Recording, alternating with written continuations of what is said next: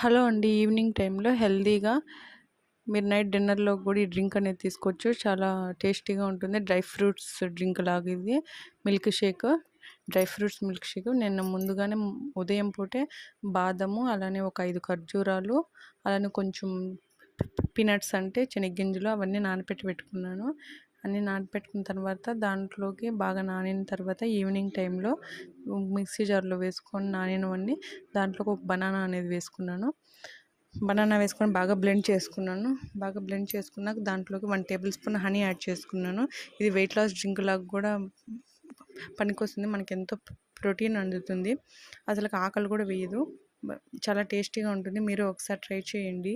ఈ smoothie paste లాగా చేసుకున్నాక చాలా చాలా టేస్టీగా ఉంటుంది. ఇది తాగడం వల్ల మనకి ఇమ్యూనిటీ బూస్ట్ అనేది వస్తుంది. ఓకేనా? Bye bye. నా వీడియో నచ్చితే లైక్